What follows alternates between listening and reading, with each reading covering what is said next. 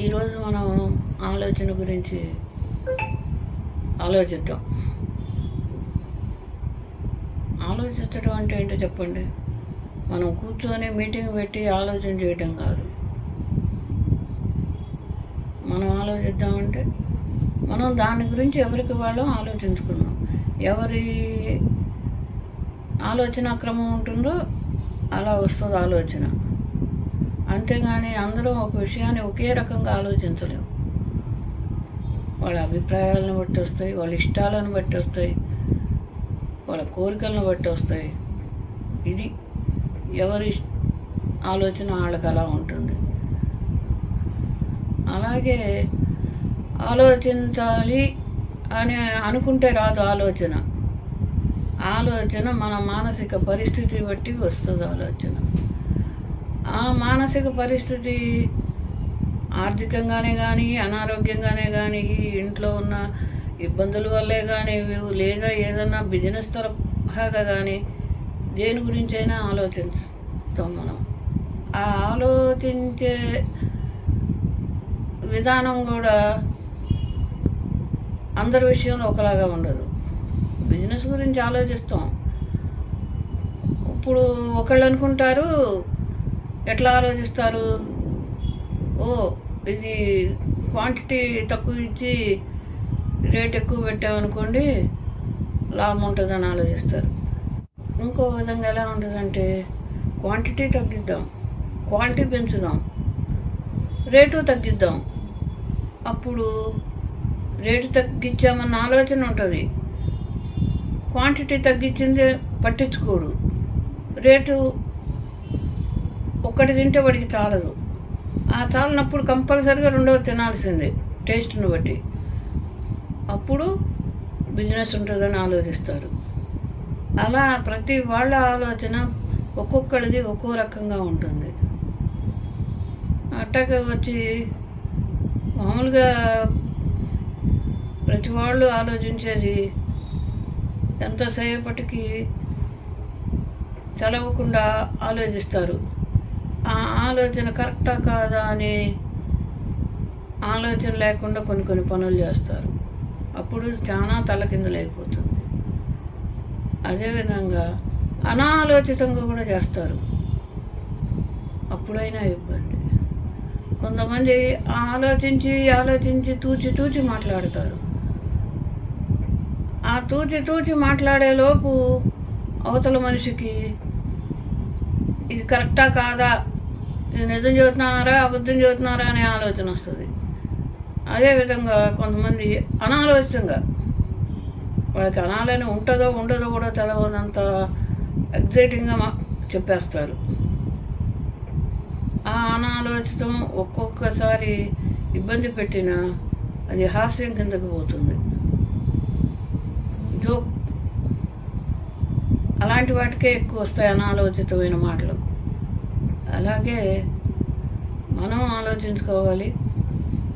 ఆలోచించుకోవటం కూడా మంచి జరిగేలాగా ఎలా ఆలోచించాలి అనేది ఆలోచించుకోవాలి. 10 రూపాయలు ఖర్చు పెడుతున్నామంటే 100 రూపాయలు వచ్చేది విధానం ఎలా ఉండాలా అని ఆలోచించే వాళ్ళు ఉంటారు. అవసరం లేదు, 10 రూపాయలకి ఇంకొక 10 రూపాయలు లాభం వస్తే చాలు, మనం అంతవరకు సర్దుకుపోదాం అనుకునే వాళ్ళు ఉంటారు. అలాగే 10 రూపాయలు, ఈ 10 రూపాయలు లాస్ పోకుండా ఈ 10 రూపాయలు మనకి ఖచ్చితంగా వచ్చేలాగా మనం ఉండాలి అని ఆలోచించే వాళ్ళు ఉంటారు.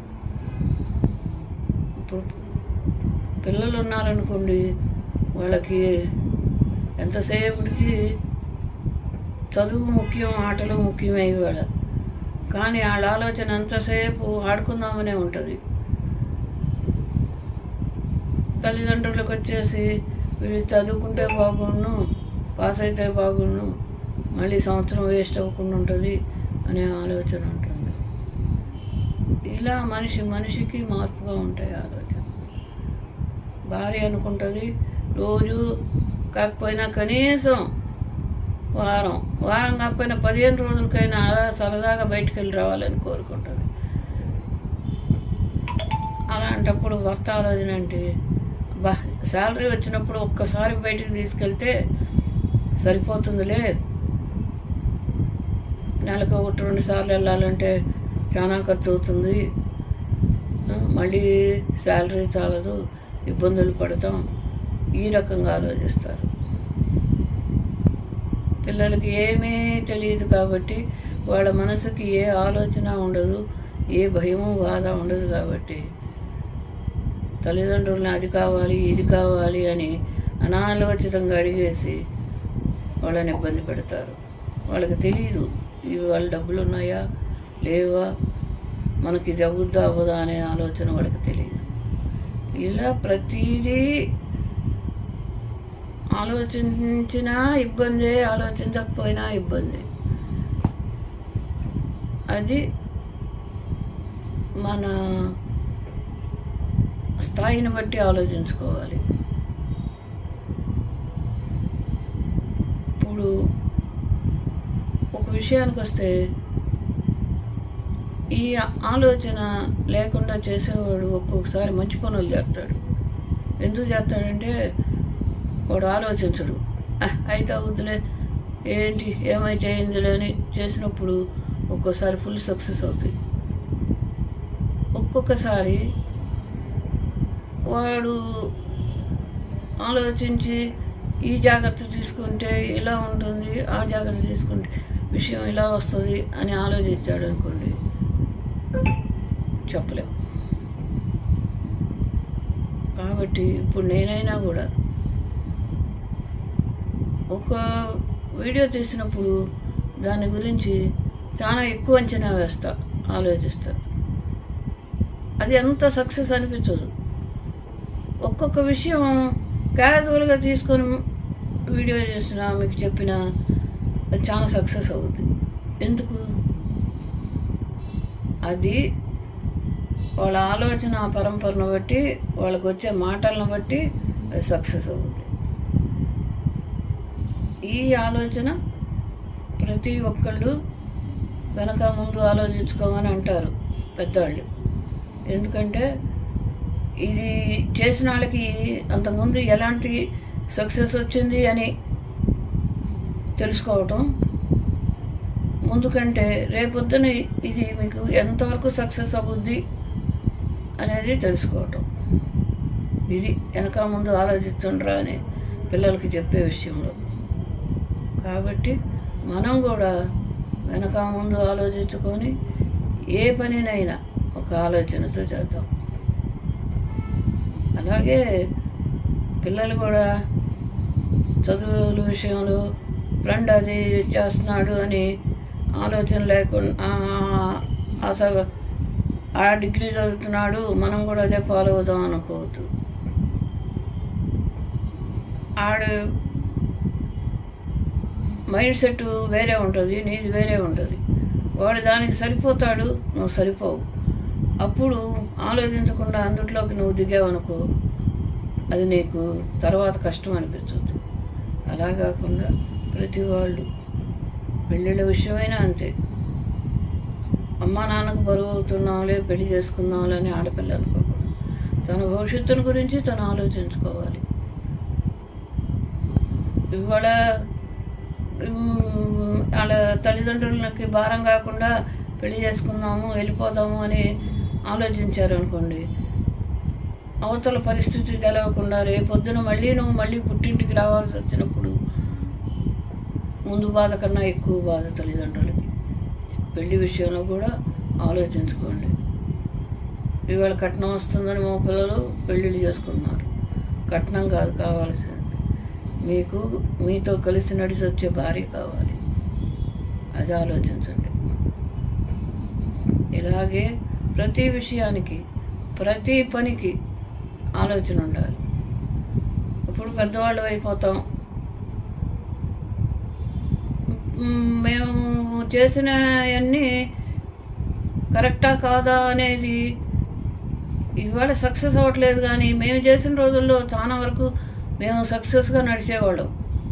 ఎందుకంటే మాకు ఎటువంటి ఆలోచనలు అభిప్రాయాలు తేడాగా ఉండే కదా, ఆలోచనలు తేడాగా ఉండే, పర్ఫెక్ట్గా ఆలోచించేవాళ్ళం.